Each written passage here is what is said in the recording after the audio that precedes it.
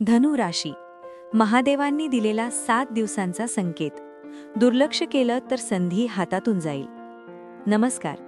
आपल्या स्वामी कृपा राशीफल यूट्यूब चॅनलवर तुमच्या सगळ्यांचं खूप खूप स्वागत आहे. एक क्षण थांबा. हे शब्द ऐकण्याआधी स्वतःला एक प्रश्न विचारा. मी खूप दिवस देवाकडे गप्प बसून पाहतोय, पण आता खरंच काही बदलेल का?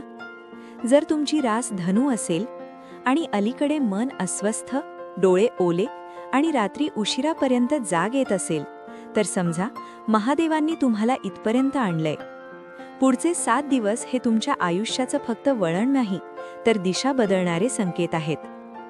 पुढे जाण्याआधी कमेंटमध्ये ओम नमः शिवाय लिहा, कारण महादेवांचा संदेश ऐकणाऱ्यांनाच पूर्ण कळतो. धनु राशीचं न बोललेलं दुःख. महादेव साक्षी आहेत. धनु राशीचे लोक विचित्र असतात. बाहेरून हसरे, मदतीला धावणारे, पण आतून एकटे, थकलेले, गोंधळलेले. तुम्ही कधीच कुणाला सांगितलं नाही किती अपमान गिळले, किती वेळा स्वतःच्या स्वप्नांवर पाणी सोडलं, कितीदा मी ठीक आहे म्हणत मन मोडलं. लोकांना वाटतं धनु राशी मजबूत आहे, पण सत्य हे आहे की तुम्ही मजबूत बनायला भाग पाडले गेलात. आणि हे सगळं महादेव पाहत होते. ते गप्प होते कारण तुम्ही तयार होत होता. महादेव संकेत का देतात? थेट बदल का करत नाहीत? हा प्रश्न अनेकदा मनात येतो. महादेव सर्व शक्तिमान आहेत, मग ते थेट माझं दुःख का संपवत नाहीत? कारण महादेव तुमचं आयुष्य बदलत नाहीत, ते तुम्हालाच बदलायला तयार करतात. संकेत देतात स्वप्नातून, एखाद्या वाक्यातून, अचानक घडलेल्या प्रसंगातून. आणि आता धनु राशीसाठी ते संकेत सलग 7 दिवस येणार आहेत. पहिले 2 दिवस मनाची उलथापालत. या 2 दिवसात मन शांत राहणार नाही. जुने प्रश्न पुन्हा डोकं वर काढतील. ज्या माणसाला विसरायचा प्रयत्न केला त्याच्याशी संबंधित काहीतरी ऐकायला मिळेल. हे योगायोग नाहीत, ही महादेवांची पहिली परीक्षा आहे. ते पाहत आहेत तुम्ही अजूनही जुन्याच वेदनेत अडकता का, की तिला सोडून पुढे जाता. इथेच अनेक धनु राशीचे लोक हरतात, भावनेच्या भरात चुकीचा निर्णय घेतात. कमेंटमध्ये सांगा, तुम्हाला ही अलीकडे जुनी आठवण, जुना माणूस परत डोळ्यांसमोर येतोय का? तिसरा आणि चौथा दिवस संकेत स्पष्ट होऊ लागतील. हे दिवस खूप शांत असतील, पण आतून काहीतरी हलत राहील. अचानक एखादी संधी दिसेल, अडकलेलं काम हलायला लागेल, किंवा कुणीतरी तुमच्यावर विश्वास दाखवेल.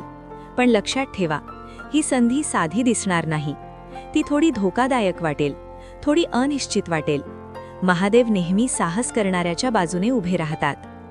इथे तुम्हाला एक निर्णय घ्यावा लागेल. मी भीती ऐकू की विश्वास? 5वा दिवस महादेवांचा कठोर इशारा. हा दिवस दुर्लक्ष करू नका. या दिवशी कुणाचा सल्ला चुकीचा ठरू शकतो. सगळे म्हणतात म्हणून असं केलं तर नुकसान होईल. आणि सगळ्यात मोठी चूक, स्वतःला कमी लेखणं. महादेव स्पष्ट सांगतायत, तुझं नशीब दुसऱ्यांच्या तोंडात नाही.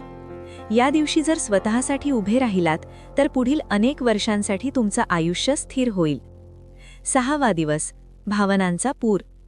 या दिवशी डोळे ओले होऊ शकतात, कारण कोणीतरी तुमचं खरं मूल्य ओळखेल, किंवा तुम्हालाच तुमचं सामर्थ्य जाणवेल. हा दिवस दुखावणारा आहे, पण शुद्ध करणारा आहे.